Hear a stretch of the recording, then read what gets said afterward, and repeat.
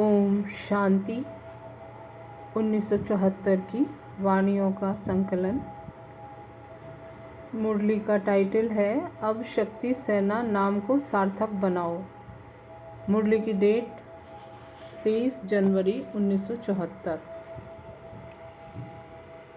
निर्बल आत्मा को शक्ति देने वाले शक्तिदाता, चढ़ती कला की ओर ले जाने वाले रूहानी पंडे और सब आधारों से निराधार बनाने वाले निराकार शिव बाबा शक्तियों के संगठन को संबोधित करते हुए बोले, क्या आप अपने को शक्ति सेना की वॉरियर योद्धा समझती हो?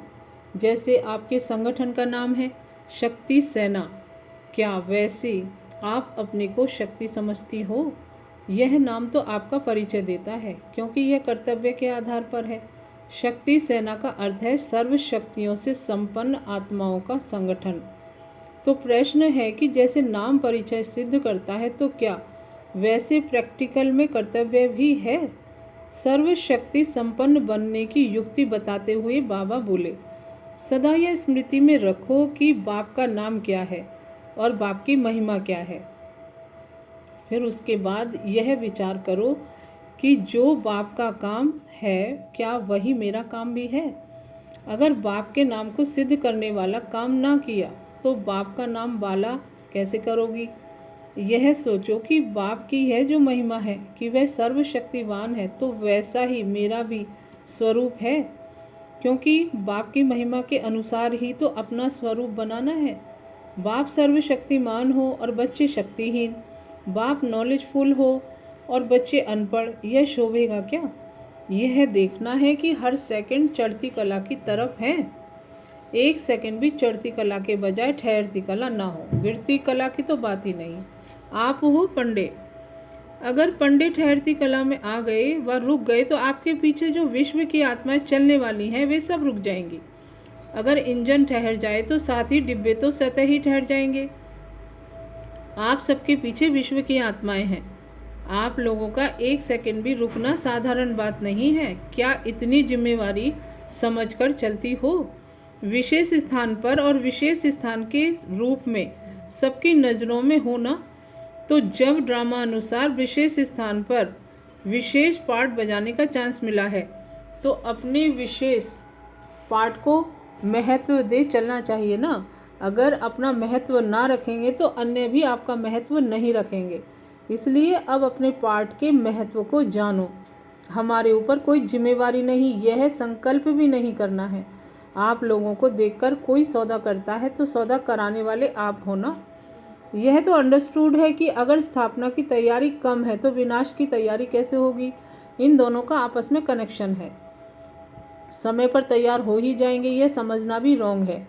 अगर बहुत समय से महाविनाश का सामना करने की तैयारी का अभ्यास ना होगा, तो उस समय भी सफल ना हो सकेंगे। इसका बहुत समय का अभ्यास चाहिए, नहीं तो इतने वर्ष अभ्यास के क्यों दिए गए हैं? बहुत समय का कनेक्शन है, इसलिए ही ड्रामा अनुसार बहुत समय पुरुषार्थ के लिए भी मिला है। बहुत समय की प्राप्ति के लिए बहुत समय से पुरुषार्थ भी करना है।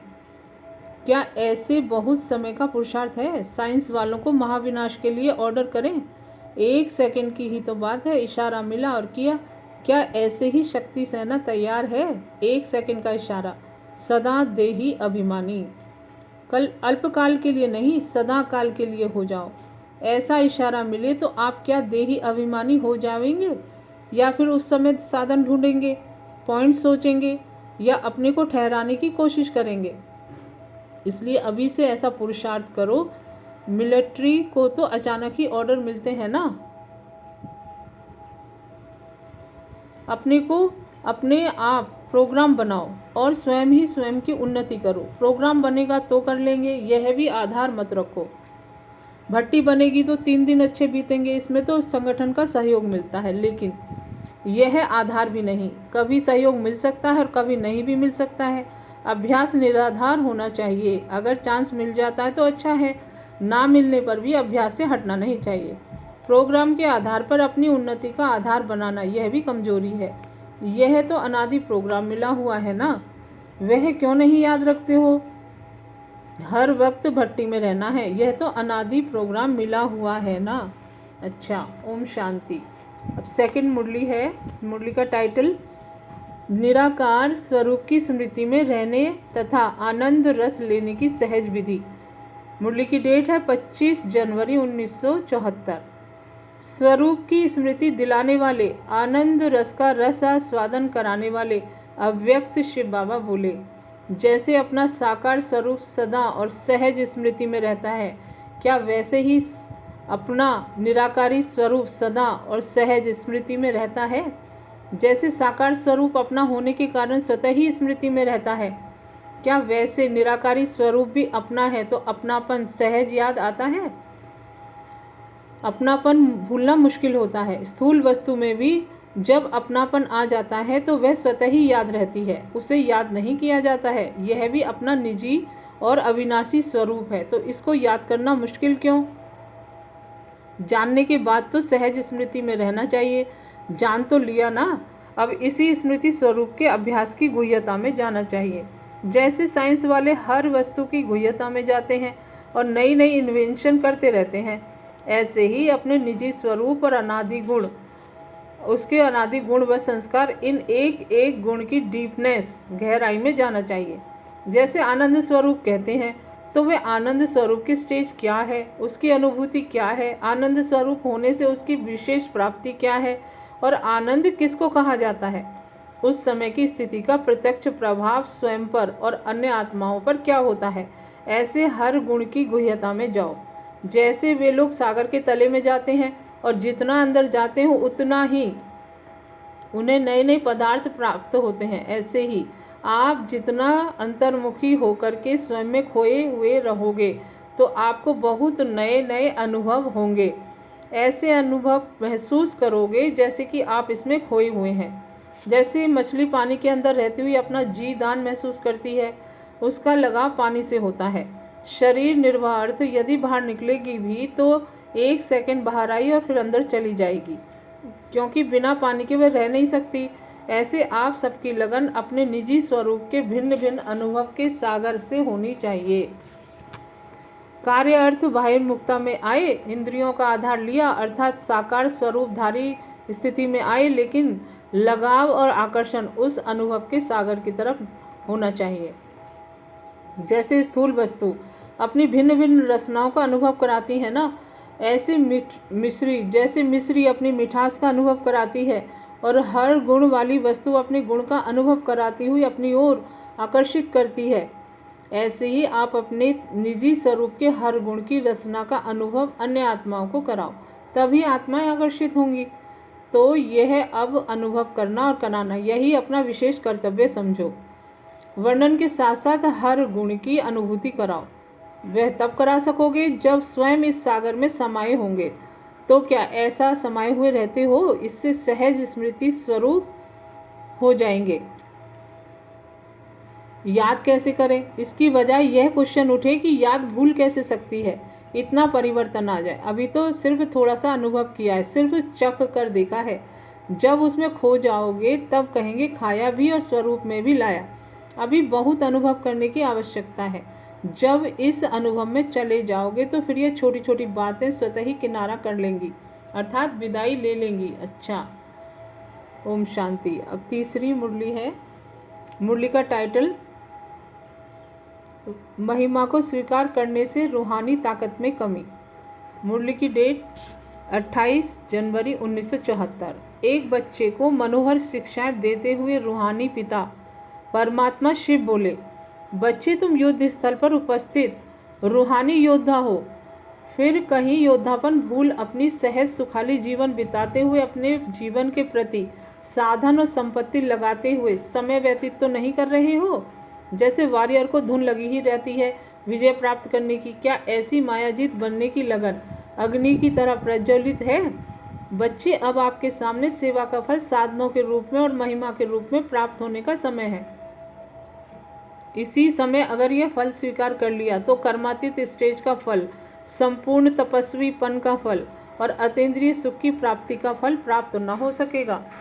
कोई भी आधार पर जीवन का आधार नहीं होना चाहिए। अथवा पुरुषार्थ भी कोई भी आधार पर नहीं होना चाहिए। इससे योग बल की शक्ति के प्रयोग में कमी हो जाती है, और जितना ही योग बल की शक्ति का प्रयोग नहीं करते उतना ही वह शक्ति बढ़ती नहीं। योग बल अभ्यास से बढ़ता जरूर है। जैसे कोई भी बात सामने आती है तो स्थूल साधन फौरन ध्यान में आ जाते हैं, लेकिन स्थूल साधन होते हुए भी ट्रायल योग बल की ही करनी है। अच्छा, ओम शांति। अभी चौथी मुरली है। मुरली का टाइटल है उपराम वृत्ति व ज्वाला रूप के दृढ़ संकल्प से विनाश का कार्य संपन्न करो। मुरली की डेट है 3 फरवरी 1974। मुक्ति और जीवन मुक्ति के गेट खोलने वाले, तड़पती हुई आत्माओं को शीतल शांत आनंद मूर्ति बनाने वाले और सदा सर्व कर्म बंधनों से मुक्त सर्व का कल्याण करने वाले निराकार पिता शिव बोले। जैसे बाप दादा को साकार आकार निराकार अनुभव करते हो, क्या वैसे ही अपने को भी बाप समान साकार होते हुए आकारी और निराकारी सदा अनुभव करते हो। यह अनुभव निरंतर होने से इस साकारी तन और इस पुरानी दुनिया से स्वतः ही उपराम हो जाएंगे। ऐसे अनुभव करेंगे जैसे कि ऊपर ऊपर से साक्षियों इस पुरानी दुनिया को खेल सदृश देख रहे हैं। ऐसी पावरफुल स्टेज अभी सदा काल की होनी चाहिए। ऐसी स्टेज पर स्थित हुई आत्मा में देखने से ही क्या दिखाई देंगी? लाइट हाउस और पावर हाउस। ऐसी आत्माएं बाप समान विश्व कल्याणकारी कहलाई जाती हैं। जो भी सामने आए हर एक लाइट और माइट को प्राप्त करती जाए। क्या ऐसे भंडार बने हो? ऐसे महादानी, वरदानी, सर्वगुणदानी, सर्व शक्तियों के दानी, संग के रूहानी रंग लगाने वाले, नज़र से निहाल करने वाले, अंधों को तीसरा नेत्र देने वाले, भटकी हुई आत्माओं को मंजिल बताने वाले, तड़पती हुई आत्माओं को शीतल शांत और आनंद मूर्ति बनाने वाली आत्मा बने हो। क्या इस निशाने के नशे में रहते हो? इसको ही बाप समान कहा जाता है। जैसे समय की समीपता दिखाई देती है, क्या वैसे ही अपनी स्थिति की समीपता व समानता दिखाई देती है? जैसे दुनिया के लोग आपके सुनाए हुए समय प्रमाण 2 वर्ष का इंतजार कर रहे हैं, क्या ऐसे भी आप स्थापना के और विनाश का कार्य कराने वाले 2 वर्ष के अंदर अपने कार्य को और अपनी स्टेज व स्थिति को संपन्न बनाने के इंतजाम में लगे हुए हो? या इंतजाम करने वाले अलबेले और इंतजार करने वाले तेज हैं? क्या आप समझते हो? आप क्या समझते हो? क्या इंतजाम जोर शोर से कर रहे हो, या जैसे दुनियावी लोग कहते जो होगा देखा जाएगा, ऐसे ही आप इंतजाम करने के निमित्त बनी हुई आत्माएं भी यह तो नहीं सोचती हो कि जो होगा सो देखा जाएगा? इसको ही अलबेलापन कहा जाता है। अब तो इतना बड़ा कार्य करने के लिए खूब तैयारी चाहिए। पता है कि क्या तैयारी चाहिए? क्या शंकर को कार्य करना है? उसको ही तो नहीं देखते हो कि कब शंकर विनाश करावेंगे? विनाश ज्वाला प्रज्वलित कब और कैसे हुई? कौन निमित्त बना? क्या शंकर निमित्त बना, या यज्ञ रचने वाले बाप और ब्राह्मण बच्चे निमित्त बने? जब से स्थापना का कार्य अर्थ यज्ञ रचा, तब से स्थापना के साथ साथ यज्ञ कुंड से विनाश की ज्वाला भी प्रकट हुई। तो विनाश को प्रज्वलित करने वाले कौन हुए? बाप और आप साथ साथ है ना। तो जो प्रज्वलित करने वाले हैं तो उन्हों को संपन्न भी करना है, ना कि शंकर को। शंकर समान ज्वाला रूप बनकर प्रज्वलित की हुई विनाश की ज्वाला को संपन्न करना है। जब कोई एक अर्थी को भी जलाते तो जलाने के बाद बीच बीच में अग्नि को तेज किया जाता है। तो यह विनाश ज्वाला कितनी बड़ी अग्नि है। इनको भी संपन्न करने के लिए निमित्त बनी हुई आत्माओं को तेज करने के लिए हिलाना पड़े। कैसे हिलावें? हाथ से व लाठी से, संकल्प से इस विनाश ज्वाला को तेज करना पड़े। क्या ऐसा ज्वाला रूप बन विनाश ज्वाला को तेज करने का संकल्प इमर्ज होता है, या यह अपना कार्य नहीं समझते हो? ड्रामा के अनुसार निश्चित होते हुए भी निमित्त बनी हुई आत्माओं को पुरुषार्थ करना ही पड़ता है। इसी प्रकार अब मुक्ति और जीवन मुक्ति के गेट्स खोलने की जिम्मेवारी बाप के साथ साथ आप सबकी है। यह विनाश सर्व आत्माओं की सर्व कामनाएं पूर्ण करने का निमित्त साधन है। यह साधन आपकी साधना द्वारा पूरा होगा। ऐसा संकल्प इमर्ज होना चाहिए कि अब सर्व आत्माओं का कल्याण हो। सर्व तड़पती हुई दुखी और अशांत आत्माएं वरदाता बाप और बच्चों द्वारा वरदान प्राप्त कर सदा शांत और सुखी बन जाएं और अब घर चलें। यह स्मृति समय की समीपता प्रमाण तेज होनी चाहिए, क्योंकि इस संकल्प से ही और इस स्मृति से ही विनाश ज्वाला भड़क उठेगी और सर्व का कल्याण होगा। अब जितना ही बेहद के विशाल स्वरूप की सर्विस तीव्र रूप से करते जा रहे हो, इतना ही बेहद की उपराम वृत्ति तीव्र होनी चाहिए। आपकी बेहद की उपराम वृत्ति अथवा वैराग्य वृत्ति विश्व की आत्माओं में अल्पकाल के लिए होगी तो अपने सुख से वैराग्य उत्पन्न करेगी, तब ही वैराग्य के बाद समाप्ति होगी। अपने आप से पूछो कि क्या हमारे अंदर बेहद की वैराग्य वृत्ति रहती है, जो गायन है कि करते हुए अकर्ता, संबंध संपर्क में रहते हुए कर्मातीत, क्या ऐसी स्टेज रहती है? कोई भी लगाव न हो और सर्विस भी लगाव से ना हो, लेकिन निमित्त भाव से हो, इससे ही कर्मातीत बन जाएंगे। अब अपने कार्य को समेटना शुरू करो। जब अभी से समेटना शुरू करेंगे तब ही जल्दी संपन्न कर सकेंगे। समेटने में भी टाइम लगता है। जब कोई कार्य अर्थात दुकान आदि समेटनी शुरू करते हैं तो क्या किया जाता है? सेल करते हैं। जब सेल लिख देते हैं तो वह सामान जल्दी जल्दी समाप्त हो जाता है। तो यह फेयर भी क्या है? यह भी सेल लगाया है ना, ताकि जल्दी जल्दी सबको संदेश मिल जाए। जो खरीदना है वह खरीद लो, नहीं तो उल्हाना ना रह जाए कि अभी क्या करना है। कार्य समेटना अर्थात स्वयं के लगाव को समेटना है।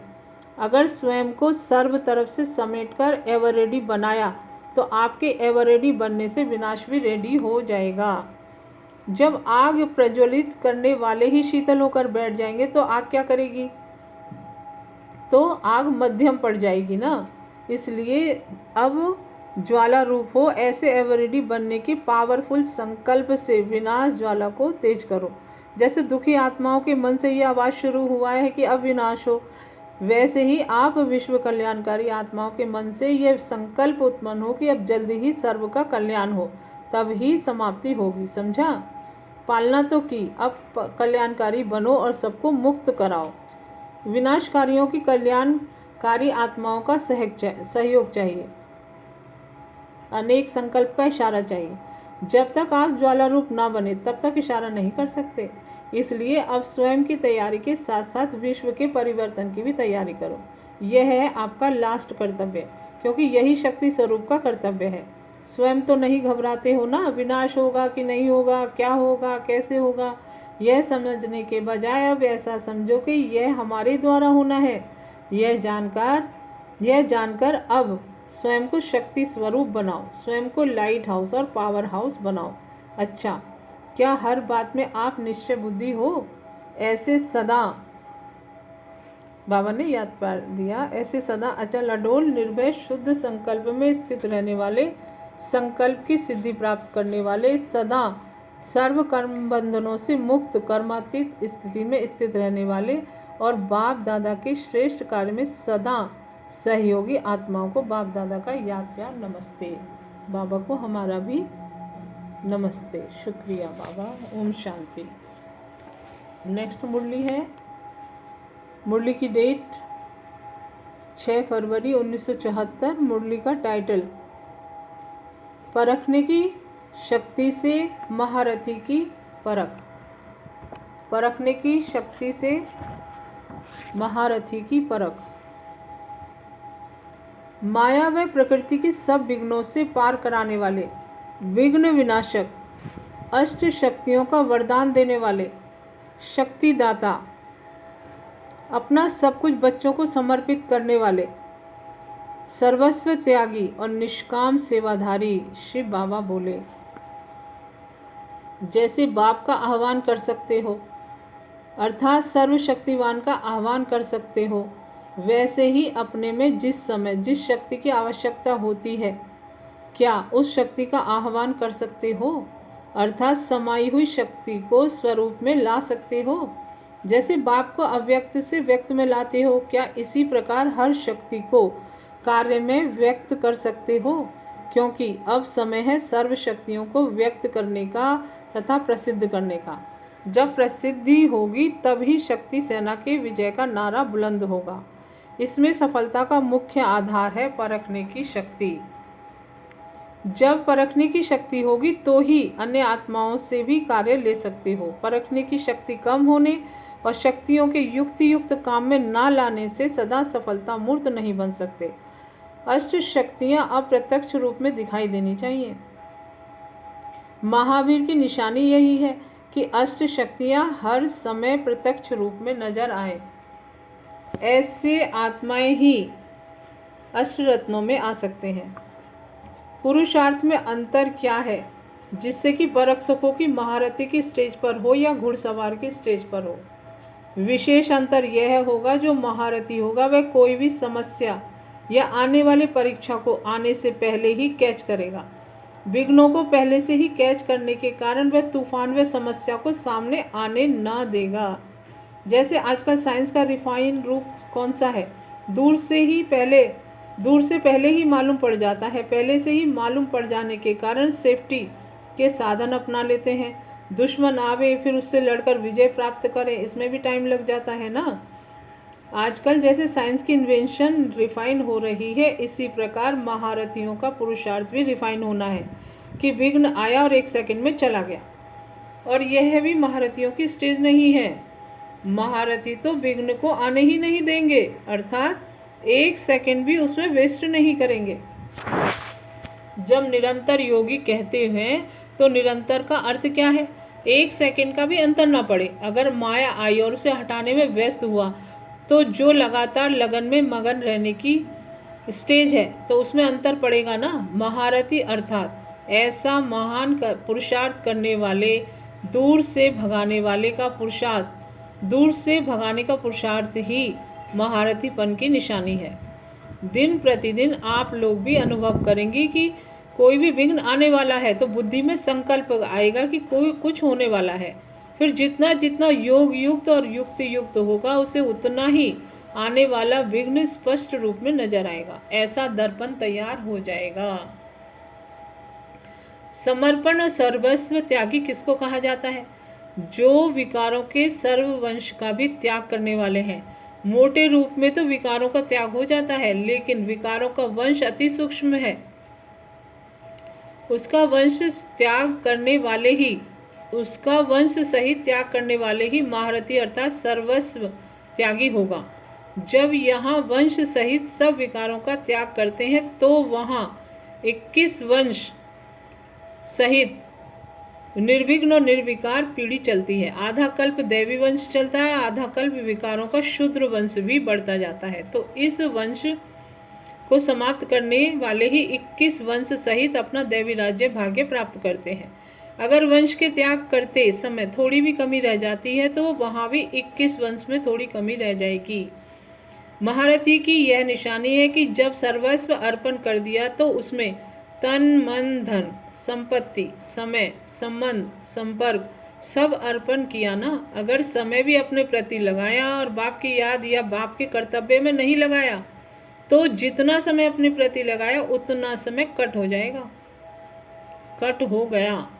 जैसे भक्ति मार्ग में ध्यान की हुई वस्तु अपने प्रति नहीं लगाते हैं, ठीक इसी प्रकार यहाँ भी हिसाब किताब है। स्वयं की कमजोरी प्रति व स्वयं के पुरुषार्थ के प्रति वस्तु लगाना यह जैसे कि अमानत में खयानत हो जाती है। ऐसा महीन पुरुषार्थ महारथी की निशानी है। महारथियों को तो अब सब कुछ अपना विश्व के कल्याण में लगाना है, तब तो महादानी वरदानी कहा जाएगा। महारथी की स्टेज का प्रभाव ऐसा रहेगा जैसे कि लाइट हाउस का प्रभाव दूर से ही नजर आता है और वह चारों तरफ फैलती है, लेकिन कार्य व्यवहार में जो भी अनुभवी होते हैं उसका भी प्रभाव उनकी सूरत और सीरत से पता चलता है। अब महारथियों और महावीरों का ऐसा प्रभाव पड़ना चाहिए। सूरत से ही अकल का अनुभव होगा। अब इन निशानियों से ही समझो कि हमारा नंबर कहाँ होगा। अच्छा, ओम शांति।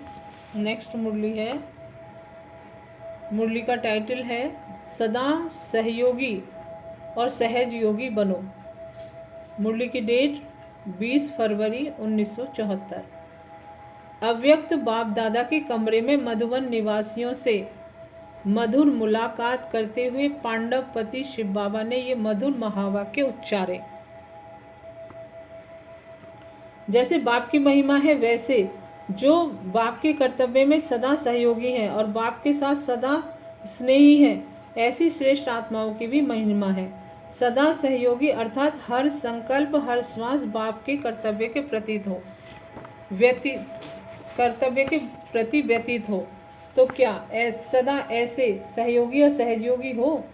विशेष वरदान भूमि के निवासी होने के कारण पुरुषार्थ के साथ साथ अनेक प्रकार का सहयोग प्राप्त होता है। वृत्ति और स्मृति दोनों ही पुरुषार्थ में आगे बढ़ने में सहयोगी हैं। स्मृति बनती है संग से, वृत्ति बनती है वातावरण व वायुमंडल से। जैसे स्थूल धन कमाने वाले सारा दिन उसी संग में रहते हैं, तो संग का प्रभाव स्मृति में इतना पड़ता है कि उसको स्वप्न में भी वही स्मृति रहती है।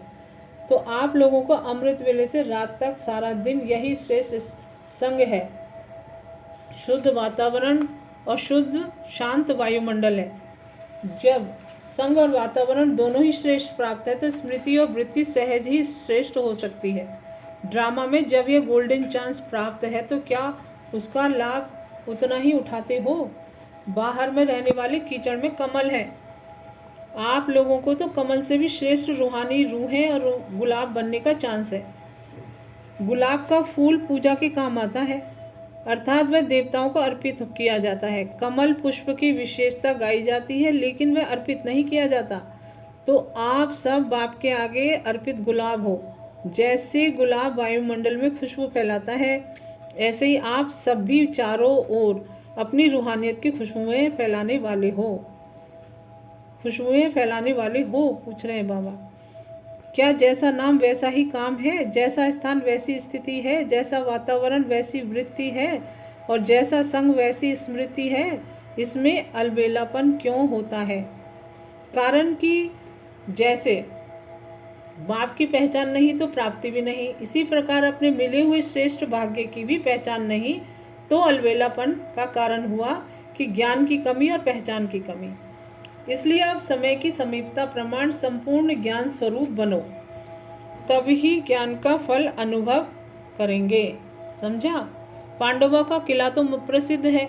किला मजबूत बनाना यह पांडवों का ही कर्तव्य है। अगर स्वयं मजबूत होंगे तो किला भी मजबूत होगा। किले की दीवार क्या है, स्वयं ही तो दीवार है। दीवार के बीच से यदि एक ईंट या पत्थर हिल जाए तो दीवार में जरा भी क्रैक आ जाए तो संपूर्ण दीवार ही कमजोर हो जाती है। क्या माया के तूफान और माया के अर्थक्वेक फाउंडेशन को हिलाते तो नहीं है या क्रैक तो नहीं पड़ता है। किला मजबूत है ना। किला अर्थात संगठन। जब विश्व पर प्रभाव डाल सकते हो तो क्या समीप वालों पर प्रभाव नहीं कर सकते हो। समीप वालों को प्रभावित नहीं कर सकते हो। इतना सहयोगी बनो जो आपको देखते ही औरों का योग लग जाए। एक घड़ी का रौब सारे दिन की रूहानियत को गंवा देता है। इससे फौरन किनारा करना चाहिए। पुरुषों का यह रौब क्या जन्म सिद्ध अधिकार है। तो है तो सब आत्मा ही ना। स्नेह की भी उत्पत्ति तब होगी जब समझेंगे कि मैं आत्मा हूँ। फिर तो भाई भाई की दृष्टि में भी रौब नहीं रहेगा। यह तो कलयुगी जन्म सिद्ध अधिकार है, ना कि ईश्वरीय। ना बहन देखो ना भाई, क्योंकि इसमें भी एक्सीडेंट होते हैं। इसलिए सदा ही आत्मा देखो, तभी इस दृष्टि की प्रैक्टिस कराई जाती है। मैं पुरुष हूँ, इस स्मृति से पांडव गल गए। शरीर के गलने का अर्थ क्या है। शरीर की स्मृति से गलना। पांडवों का गायन है कि सब गल गए। जैसे सोने को गलाओगे तो सोना फिर भी सोना ही रहेगा, लेकिन उसका रूप बदल जाएगा। तो यह भी गल गए अर्थात परिवर्तित हुए, इसलिए रौब भी समाप्त। अच्छा, ओम शांति। नेक्स्ट मुरली है। मुरली का टाइटल है विघ्न विनाशक बन, अंगद समान माया पर विजय प्राप्त करो। मुरली की डेट है 15 अप्रैल 1974। विघ्न विनाशक, विश्व पालक और माया पर विजय प्राप्त कराकर उमंग और उल्लास को बढ़ाने वाले शिव बाबा बोले, क्या सभी उन्नति की ओर बढ़ते जा रहे हो। चढ़ती कला की निशानी क्या है, क्या वे जानते हो। सदा लगन में मगन और विश्व विघ्न विनाशक, यह दोनों निशानियां क्या अनुभव में आ रही हैं। या विघ्नों को देख विघ्न विनाशक बनने के बजाय विघ्नों को देख अपनी स्टेज से नीचे तो नहीं आ जाते हो। क्या अनेक प्रकार के आए तूफान आपकी बुद्धि में तूफान तो नहीं पैदा करते हैं। जैसे कोई के द्वारा तोहफा मिलता है तो बुद्धि में हलचल नहीं होती कि बल्कि उल्लास होता है। इसी प्रकार आए हुए तूफान उल्लास बढ़ाते हैं या हलचल बढ़ाते हैं? अगर तूफान को तूफान समझा तो हलचल होगी, और तोहफा समझा व अनुभव किया तो उससे उल्लास और हिम्मत अधिक बढ़ेगी। यह है चढ़ती कला की निशानी। घबराने के बजाय गहराई में जाकर अनुभव के नए नए रत्न इन परीक्षाओं के सागर से प्राप्त करेंगे। तो क्या ऐसे अनुभव करते हो? यह क्या हो रहा है, क्यों हो रहा है, ऐसे कैसे चलेगा? यह जो संकल्प चलते हैं इसको हलचल कहा जाता है। हलचल के अंदर रत्न समाये हुए हैं। ऊपर से अर्थात बहिर्मुखता की दृष्टि और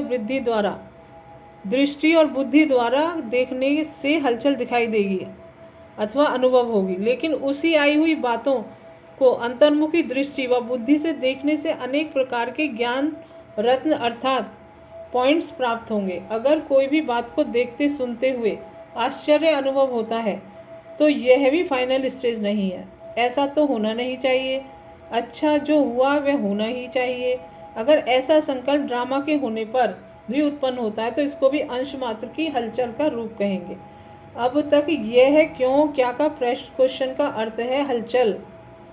विघ्न आना आवश्यक है। जितना विघ्न आना आवश्यक है, अगर उतना यह बुद्धि में रहेगा तो उतना ही ऐसा महारथी हर्षित रहेगा। नथिंग न्यू, यह है फाइनल स्टेज। यदि कोई भी हलचल का कर्तव्य करते हो व पाठ बजाते हो तो सागर समान ऊपर से हलचल भले ही दिखाई दे रही है, अर्थात चाहे कर्मेंद्रियों की हलचल में आ रहे हो, लेकिन स्थिति नथिंग न्यू की हो। एकाग्र, एक रस, एकांत अर्थात एक रचयिता और रचना के अंत को जानने वाले त्रिकालदर्शी की स्टेज पर क्या आराम से शांति की स्टेज पर स्थित हैं, या कर्मेंद्रियों की हलचल आंतरिक स्टेज को भी हिलाती है? जब स्थूल सागर दोनों ही रूप दिखाता है तो क्या मास्टर ज्ञान सागर ऐसा रूप नहीं दिखा सकते? यह प्रकृति ने पुरुष से कॉपी की है। आप तो पुरुषोत्तम हो। जो प्रकृति अपनी क्वालिफिकेशन दिखा सकती है तो क्या पुरुषोत्तम नहीं दिखा सकते? अब समय किसकी ओर बढ़ रहा है यह जानते हो? अति की तरफ बढ़ रहा है। सभी तरफ अति दिखाई पड़ रही है। अंत की निशानी अति है। तो जैसे प्रकृति समाप्ति की तरफ अति में जा रही है, वैसे ही संपन्न बनने वाली आत्माओं के सामने अब परीक्षाएं व विघ्न भी अति के रूप में आएंगे। इसलिए आश्चर्य नहीं खाना कि पहले ये अब नहीं पता था, अब क्यों है, यह आश्चर्य भी नहीं। फाइनल पेपर में आश्चर्यजनक बातें क्वेश्चन के रूप में आएंगी, तब तो पास और फेल हो सकेंगे। ना चाहते हुए भी बुद्धि में क्वेश्चन उत्पन्न ना हो, यही तो पेपर है। और है भी 1 सेकंड का ही पेपर। क्यों का संकल्प चंद्रवंशी की क्यों में लगा देगा। पहले तो सूर्यवंशी का राज्य होगा ना, चंद्रवंशियों का नंबर पीछे होगा, तो उनका राज्य के तख्तनशीन बनने की क्यों में नंबर आएगा। इसलिए एक रस स्थिति में स्थित होने का अभ्यास निरंतर हो। समस्या की सीट को संभालने नहीं लग जाओ, लेकिन सीट पर बैठ समस्या का सामना करना है। अब तो समस्या सीट की याद दिलाती है। विघ्न आता है तो विशेष योग लगाते हो और भट्टी रखते हो ना। इससे सिद्ध होता है कि दुश्मन ही शस्त्र की स्मृति दिलाते हैं, लेकिन स्वतः और सदा स्मृति नहीं रहती।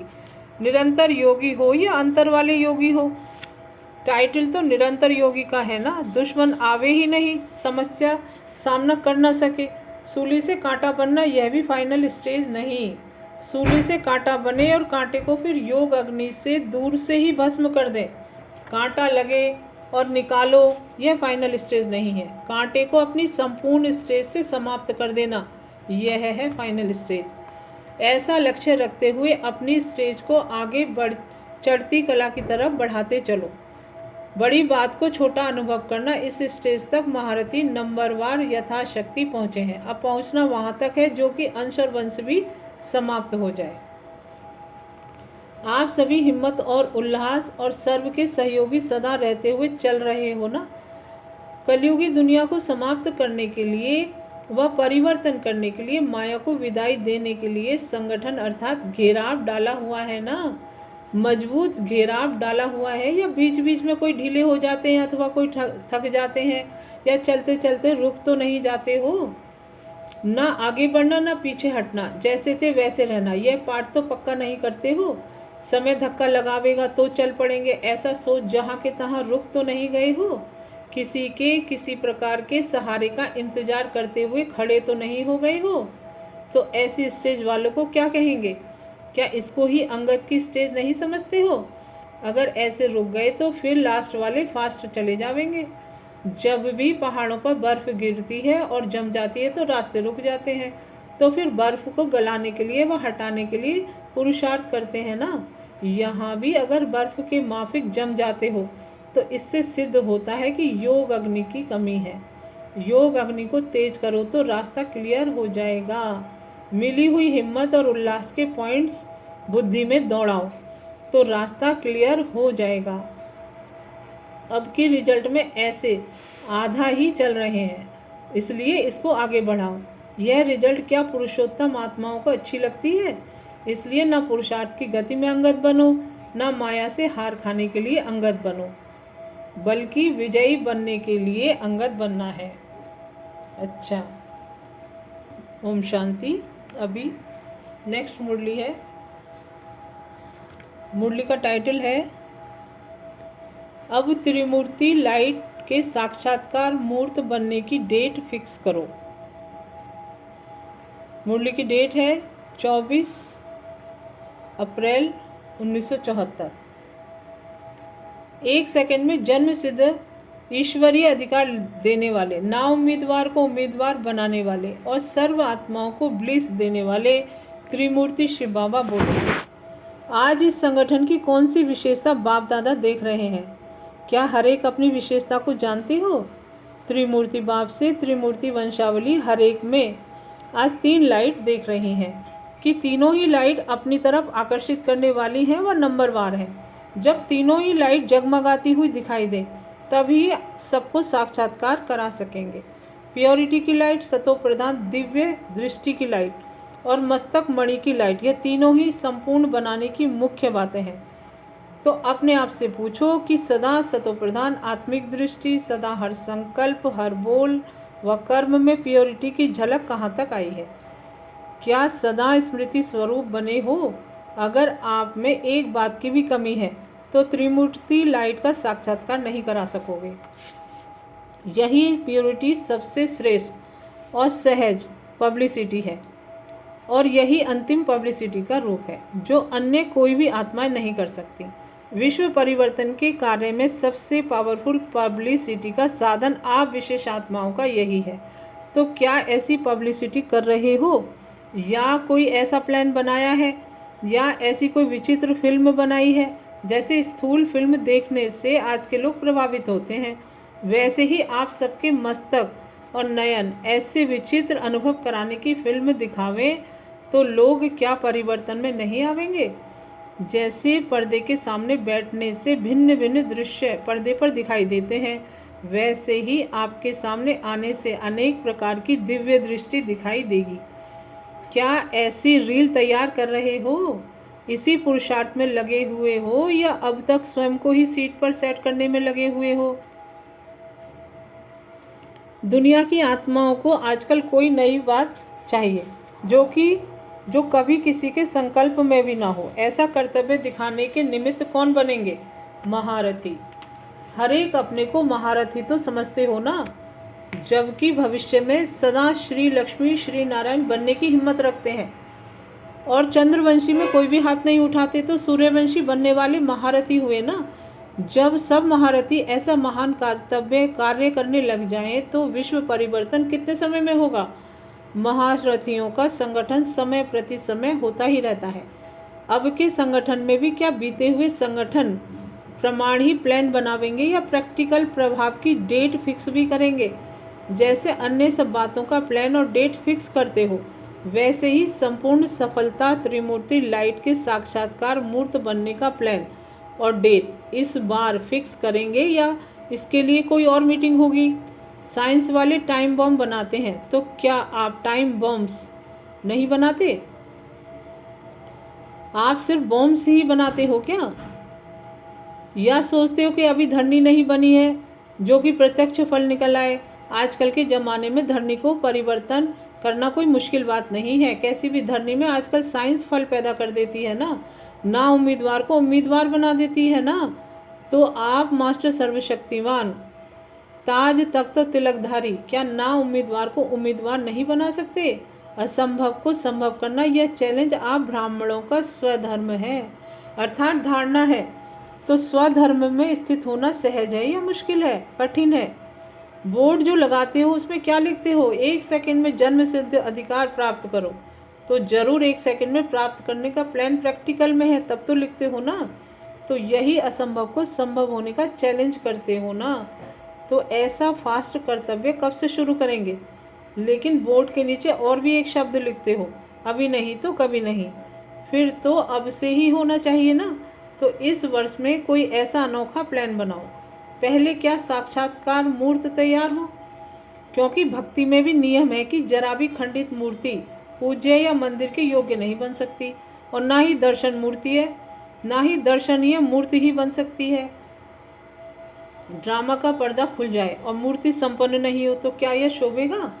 जैसे श्रृंगार में 16 श्रृंगार प्रसिद्ध है, तो क्या ऐसे ही संपूर्ण 16 श्रृंगार 16 कला संपन्न बने हो, या समय पर जिस कला की आवश्यकता हो क्या उस समय वह कला स्वरूप में नहीं ला सकते। यदि स्मृति में आता है लेकिन स्वरूप में नहीं आ पाता तो आपको सफलता कैसे होगी। यदि युद्ध स्थल में समय पर शस्त्र उपयोग में ना ला सको तो क्या विजय होगी। पहले स्वयं को संपन्न बनाने के प्रैक्टिकल प्लान बनाओ, तो सहज सफलता आपके सम्मुख आ जाएगी। अब तक रिजल्ट क्या देखी है, स्वयं की और अन्य आत्माओं की दोनों की सेवा साथ साथ और सदा रहे, दोनों का बैलेंस समान रहे, यह दिखाई देता है। दोनों का बैलेंस विश्व की सर्व आत्माओं को ब्लिस दिलाने के निमित्त बनेगी। यूँ तो सर्व कार्य बाप का है, लेकिन जैसे अन्य कार्य में निमित्त बने हुए हो, इसमें क्यों भूल जाते हो। जैसे भक्त लोगों को जब कोई कार्य मुश्किल लगता है तो भगवान के ऊपर रख देते हैं ना, सहज में स्वयं और मुश्किल में भगवान। अब तो बाप ने सर्व शक्तियों का और सर्व कर्तव्यों का आपको निमित्त बना दिया है ना। क्योंकि बाप ने स्वयं को वानप्रस्थी बनाकर आप सबको तख्त नशीन और ताजधारी बना दिया है। जो बाप की जिम्मेवारियां रही हुई हैं वह अब तुम बच्चों की हैं। हाँ, मददगार बाप अवश्य है, लेकिन साकार स्वरूप में और नाम वाला करने में सन शोज फादर है। इसलिए आप सभी जिम्मेवार आत्माएं हो, परंतु साधारण आत्माएं नहीं हो। आप ज्ञानितु आत्माएं और विजय रतन हो, समझा। यह है महारथियों का कर्तव्य। अच्छा, ओम शांति। नेक्स्ट मुरली है, मुरली का टाइटल स्थूल के साथ साथ सूक्ष्म साधनों से ईश्वरीय सेवा में सफलता। मुरली की डेट है 28 अप्रैल 1974। लास्ट सो फास्ट सर्विस के साधन बतलाते हुए मुरली मनोहर शिव बाबा सर्विसेबल पांडवों से बोले, आज के इस संगठन को कौन सा संगठन कहेंगे। इस संगठन की जिम्मेवारी की विशेषता क्या है। क्या आपने इन सब बातों को अपने संगठन में स्पष्ट किया है। क्या जिम्मेवारी मिली है या ली है। क्या अपनी स्थिति को उच्च और परिपक्व बनाने की जिम्मेवारी मिली है या ली नहीं है। क्या ऐसा मानते हो कि मेमोरेंडम बनाने की जिम्मेवारी ली है और अपनी स्थिति को बनाने की जिम्मेवारी मिली है। आजकल के समय के अनुसार मुख्य जिम्मेवारी कौन सी है। ईश्वरीय सेवा के तो भिन्न भिन्न साधन स्वरूप होते जा रहे हैं, आगे चलकर और भी होंगे, लेकिन लास्ट इज फास्ट का साधन और स्वरूप कौन सा है। विचार तो बहुत अच्छे निकाले हैं, बोर्ड भी लगावेंगे, फिल्म भी बनावेंगे, मेमोरेंडम भी बनावेंगे, शमशान और गाँव में भी जाएंगे, यह सब ज्ञापन तो करेंगे ही, लेकिन अपने मस्तक पर कौन सा बोर्ड लगाएंगे। अपने इस मुख द्वारा व स्वरूप द्वारा विश्व की आत्मा को कौन सा और कैसे मेमोरेंडम देंगे। अपने दिव्य अलौकिक चरित्र और शुभ चिंतन द्वारा और हर्षित मुख के चित्र द्वारा कौन सी अलौकिक फिल्म दिखाएंगे। क्या आप एक ही फिल्म तैयार करेंगे, या इतने सब संगठन में आए हुए ब्रह्मा कुमार मधुबन वरदान भूमि से चेतन एवं अलौकिक फिल्म बन निकलेंगे? अगर इतनी सब फिल्म हर स्थान पर लोगों को दिखा सको तो क्या यही लास्ट सो फास्ट सर्विस नहीं? गांव गांव में अथवा हर स्थान में सदाकाल की शांति व आनंद का अनुभव 1 सेकंड में अपनी अनुभवी मूर्त द्वारा दिखाओ व कराओ, तो क्या यह कम खर्च बालानशीन, ऊंची परंतु कम खर्च वाली सर्विस नहीं? सपूत बच्चों का, सहयोगी बच्चों का और सर्विसेबल बच्चों का हर संकल्प, हर बोल, हर कर्म में यही फर्ज और यही एक सबसे बड़ी जिम्मेवारी है। आप पांडवों का संगठन अथवा निमित्त बनी हुई आत्माओं का संगठन सिर्फ स्थूल सर्विस के साधन इकट्ठे करने या उन्हें प्रैक्टिकल में लाने तक नहीं है। स्थूल साधनों के साथ साथ सूक्ष्म साधन और प्लान के साथ साथ प्लान स्थिति और स्मृति रहे, इन बातों को अपनी जिम्मेवारी समझकर चलना अर्थात कर्म करना है। जो भी यहाँ बैठे हैं वे सब इन बातों की जिम्मेवारी अपने को निमित्त समझ उठावेंगे तो क्या विहंग मार्ग की सर्विस का रूप नहीं दिखाई देगा? जैसे ईश्वरीय सेवा केंद्रों पर टीचर्स और मुख्य आत्माएं हर कार्य की जिम्मेवारी के लिए निमित्त है, वैसे ही क्या आप अपने को इतना जिम्मेवार व निमित्त समझते हो? जैसे हर ईश्वरीय मर्यादा को पालन करना और कराना टीचर्स की जिम्मेवारी है, क्या आप अपने को हर ईश्वरीय मर्यादा के अंदर चलने के निमित्त समझते हो, या ऐसा मानते हो कि यह टीचर्स और दादी और दीदी का ही काम है? टीचर्स से भी पहले ये जिम्मेवारी आप निमित्त बने हुए पांडवों की है, क्योंकि विश्व के आगे चैलेंज की हुई है कि घर गृहस्थ में रहते कमल पुष्प के समान न्यारे और प्यारे रहने की, कीचड़ में रहते कमल अथवा कलयुगी संपर्क में रहते ब्राह्मण इस चैलेंज को प्रैक्टिकल रूप में लाने के निमित्त है, न कि टीचर्स। यह पाठ पांडवों का है अथवा प्रवृत्ति में रहने वालों का है। टीचर्स के पास पहुंचने से पहले सैंपल के रूप में आते हो। सैंपल को देखकर ही व्यापार करने की हिम्मत और उल्लास आता है। ऐसे ही हर बात में निमित्त बन चलने का क्या अपना पाठ समझ चलते हो? कई टीचर्स के पास आते हैं, सुनने के बाद पूछते हैं ऐसा कोई प्रत्यक्ष रूप दिखाओ, यह संभव है अथवा नहीं, इसकी मिसाल मांगते हैं। तो टीचर्स से ज़्यादा रिस्पॉन्सिबल कौन हुए? टीचर्स की मर्यादाएं अपनी है, लेकिन आप लोगों की मर्यादाएं टीचर्स से कोई कम नहीं है। अमृत वेले से लेकर जो सर्व मर्यादाएं स्मृति, वृत्ति, दृष्टि और कृति सबके प्रति बनी हुई है, क्या वे सबकी बुद्धि में सदा स्पष्ट रहती है? क्या हर संकल्प को मर्यादा प्रमाण प्रैक्टिकल में लाते हो? यह है प्रैक्टिकल स्वरूप में लास्ट और फास्ट सर्विस का साधन। पहला चैलेंज जो आज तक ना कोई कर सकते हैं और ना करेंगे, वह फर्स्ट चैलेंज कौन सा है? फर्स्ट चैलेंज है प्योरिटी का। संपर्क और संबंध में रहते संबंध में भी, संबंध और संकल्प में रहते संकल्प में भी इसी फर्स्ट चैलेंज की कमजोरी ना हो। फर्स्ट वायदा कौन सा है? वह यही है ना, और संग तोड़ एक संग जोड़ेंगे, अथवा तुम्ही से खाऊं तुम्ही से, अथवा मेरा तो एक दूसरा ना कोई, बात तो एक ही है। जो फर्स्ट वायदा और फर्स्ट चैलेंज है वे दोनों एक दूसरे से संबंध रखते हैं। इन दोनों के ऊपर कितना अटेंशन रहता है? इस पहली बात का ही अटेंशन रहता है। इसी युद्ध में तो महारथी नहीं होना। महारथी का अर्थ टेंशन में रहना नहीं है, बल्कि अटेंशन रहे, सदा अटेंशन रहे। सबसे पहला प्रभाव इस विशेष बात पर है, क्योंकि यही असंभव को संभव करने वाली एक बात है। क्या पहला प्रभाव करने की पॉइंट्स मजबूत है, या अब तक भी संस्कारों से मजबूर है? जो स्वयं के भी संस्कारों से मजबूर है, वे अन्य को उनकी मजबूरियों से स्वतंत्र कर सके, वह सदाकाल के लिए नहीं हो सकता। टेम्पररी प्रभाव तो पड़ सकता है, लेकिन चलते फिरते फिर उन आत्माओं में भी मजबूरियों की लहर उत्पन्न होगी। इसलिए संगठन की जिम्मेवारी सबसे पहली यह है कि सर्व मजबूरियों को हटाना। पहले स्वयं की और फिर संसार की फर्स्ट चैलेंज में इंचार्ज बनो। यह है जिम्मेवारी। बाप दादा भी और संसार की सर्व आत्माएं भी यह नवीनता व विशेषता देखना चाहती हैं। आगे चलकर जितने सर्विस के साधनों द्वारा सर्विस को बढ़ावेंगे व मैदान में प्रसिद्ध होते जावेंगे, वैसे हर प्रकार के लोग आपकी हर बात को मंत्रों द्वारा व अपनी सिद्धियों द्वारा चेक करने की चैलेंज करेंगे। संकल्पों को व कर्मों को भी करने के लिए आपके पीछे CID होंगे। ऐसे ही सहज थोड़े ही मानेंगे। बिना प्रूफ और प्रमाण के बुद्धिमान लोग मानने के लिए तैयार नहीं होते। चैलेंज करने के साथ साथ व सर्विस के स्थूल साधनों के साथ साथ क्या ऐसी तैयारी कर रहे हो? माइंड कंट्रोल का एग्जामिनेशन लेंगे। ऐसे नहीं योग में बैठते समय चेक करेंगे।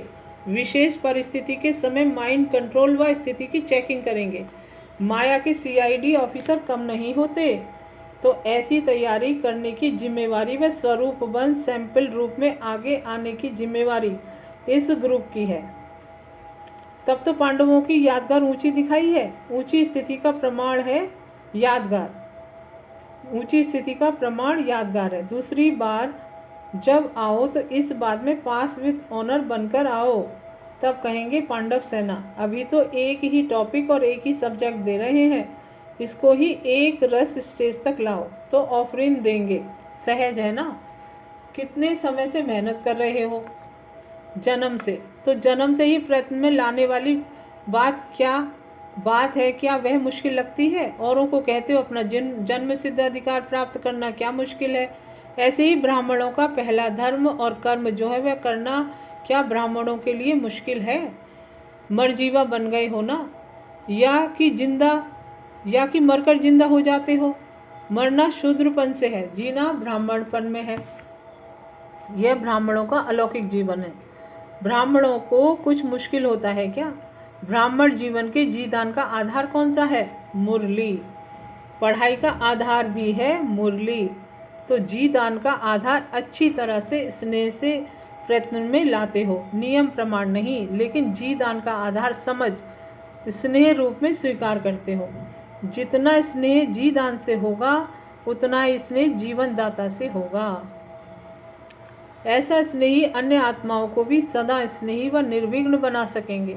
अब ऐसे आधार रूप समझकर सबके आगे उदाहरण रूप बनो, यह भी जिम्मेवारी है। पांडवों के मुख से चलते फिरते मुरली की यह रूरिहान व चर्चा कम सुनाई पड़ती है। गोपियों के मुख से मुरली की चर्चा अधिक सुनने में आती है। क्यों? आपस में ज्ञान की चर्चा करना यह तो ब्राह्मणों का कर्तव्य है। जिस बात में जिसकी जो लगन होती है उसके लिए समय की कमी कभी नहीं हो सकती। तो इन दो बातों पर ध्यान रखो। एक तो है प्योरिटी, दूसरा जीदान का महत्व। सूक्ष्म साधन के लिए अलग समय की आवश्यकता नहीं है। जैसे दुनिया के लोगों ने गृहस्थ और आश्रम को अलग कर दिया है, आप लोग दोनों को मिलाकर एक करते हो। वैसे स्थूल और सूक्ष्म साधनों को अलग करते हो, इसलिए प्रत्यक्ष फल नहीं मिलता।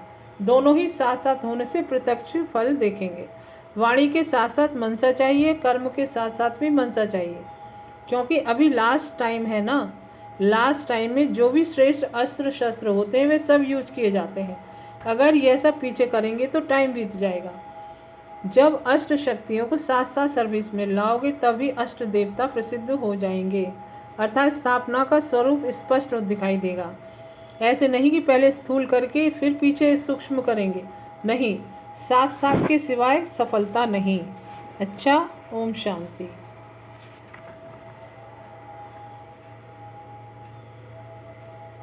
अब है नेक्स्ट मुरली।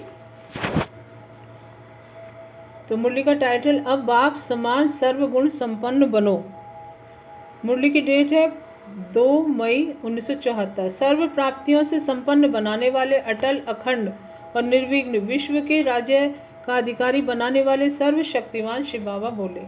अपने को मास्टर ज्ञान सागर समझते हो? जैसे ज्ञान सागर सर्व शक्तियों से संपन्न है, ऐसे अपने को भी सर्व शक्तियों से क्या संपन्न अनुभव करते हो? यह जो कहावत है कि देवताओं के खजाने में अप्राप्त कोई भी वस्तु नहीं होती है, यह कहावत ब्राह्मणों की गाई हुई है या देवताओं की? सर्व संस्कार ब्राह्मण जीवन में ही तुम अनुभव करते हो, क्योंकि अभी तुम सर्व संस्कार अपने में भर रहे हो। तो यह गायन के संस्कार अभी से तुम अनुभव करते हो, क्योंकि इस समय ऊंचे से ऊंचे बाप दादा के तुम बच्चे हो। लेकिन तुम देवताई जीवन में मास्टर सर्वशक्तिमान नहीं कहलाएंगे, जबकि अभी ज्ञान अभी सागर की संतान हो तो सागर समान संपन्न अभी होंगे या भविष्य में होंगे। ज्ञान सागर बाप को सब में संपन्न अभी बनाते हैं। तभी लास्ट स्टेज का गायन किया जाता है। सर्वगुण संपन्न, 16 कला संपन्न, सर्व संपूर्ण निर्विकारी और संपूर्ण अहिंसक। महिमा में भी सबके साथ संपन्न और संपूर्ण शब्द है। यह संपन्नपन का वर्षा बाप द्वारा इस ब्राह्मण जीवन में ही मिलता है। अब अपने वर्षे के अधिकारी हो या बनना है। जब से बाप के बने तब से वर्षे के अधिकारी बने। वर्षा क्या है? क्या वर्षे में सर्व प्राप्ति व सर्व का अखुट खजाना अनुभव करते हो? जब वर्षे के अधिकारी हैं तो अधिकारी की निशानी क्या है? अधिकारी बाप समान सदा कल्याणकारी, रहमदिल, महाज्ञानी, गुणदानी, बाप का हर संकल्प, हर बोल, हर कर्म द्वारा साक्षात्कार कराने वाला, साक्षात बाप समान होगा। ऐसे अधिकारी का गायन है कि उसके जीवन में अप्राप्त कोई वस्तु नहीं। जो सर्व में संपन्न होता है उसकी आंख व बुद्धि किसी तरफ नहीं डूबती। वह सदा रूहानी नजर में रहते हैं। अनेक व्यर्थ संकल्पों व अनेक तरफ बुद्धि व दृष्टि जाने से परे, सर्व फिक्रों से फारिग और अपने बाप द्वारा मिले हुए खजानों में सदा रमण करता रहता है। उनको दूसरा कोई अन्य संकल्प करने की भी फुर्सत नहीं मिलती, क्योंकि बाप द्वारा मिले हुए खजाने को स्वयं के प्रति व सर्व आत्माओं के प्रति बांटने व धारण करने में वह बहुत बिजी रहता है। सबसे बड़े से बड़ा धंधा, सबसे बड़े से बड़ा दान या सबसे बड़े से बड़ा पुण्य जो भी कहो वह यही है। इतने श्रेष्ठ कार्य व श्रेष्ठ दान पुण्य को छोड़कर क्या करेंगे? क्या फुर्सत मिलती है? जो कि अन्य छोटे छोटे व्यर्थ कार्य करने का संकल्प भी आवे या कार्य समाप्त कर लिया है, क्या इसलिए फुर्सत है? समाप्त नहीं किया है तो फिर फुर्सत कहाँ से आती है? इतने बड़े कार्य में बिजी रहने वाले फिर गुड़ियों के खेल में क्या कोई एम ऑब्जेक्ट है? होती है? क्या कोई रिजल्ट निकलता है? इतने बड़े आदमी होकर हर कदम में पद्मों की कमाई करने वाले और ऐसी गुड़ियों का खेल खेले तो क्या इनको महान समझदार कहेंगे? व्यर्थ संकल्प गुड़ियों का ही तो खेल है। अभी तक भी ऐसे बचपन के संस्कार हैं क्या जिसका अपनी आवश्यक और समीप की चेतन शक्तियों और संकल्पों और बुद्धि अथवा मन और बुद्धि पर कंट्रोल नहीं, अधिकार नहीं व विजय नहीं? तो क्या विश्व के स्वराज्य का अधिकारी व विजयी रत्न बन सकता है? जिस राज्य के मुख्य अधिकारी अपने अधिकार में ना हो, क्या वह राज्य अटल, अखंड और निर्विघ्न चल सकता है? यह मन और बुद्धि आप आत्मा की समीप शक्तियाँ व मुख्य राज्य अधिकारी हैं, वह कार्य अधिकारी हैं। यदि वह वश में नहीं तो ऐसे को क्या कहा जाएगा? महान विजयी या महान कमजोर? तो अपने आप को देखो कि क्या मेरे मुख्य राज्य अधिकारी मेरे अधिकार में हैं? अगर नहीं तो विश्व राज्य अधिकारी अथवा राजन कैसे बनेंगे? अपने ही छोटे छोटे कार्यकर्ता अपने को धोखा दें तो क्या ऐसे को महावीर कहा जाएगा? चैलेंज तो करते हो कि हम लॉ एंड ऑर्डर संपन्न राज्य स्थापित कर रहे हैं, तो चैलेंज करने वाले के यह छोटे छोटे कार्यकर्ता अर्थात कर्मेंद्रियां अपने ही लॉ और ऑर्डर में नहीं और वे स्वयं ही कार्यकर्ता के वशीभूत हों, तो क्या ऐसे वे विश्व में लॉ और ऑर्डर स्थापित कर सकते हैं? हर कर्मेंद्रियां कहाँ तक अपने अधिकार में है यह चेक करो और अभी से विजयीपन के संस्कार धारण करो। बाप दादा का नाम बाला करने वाले ही बाप समान संपन्न होते हैं। अच्छा, ओम शांति। शुक्रिया बाबा, शुक्रिया। ओम शांति।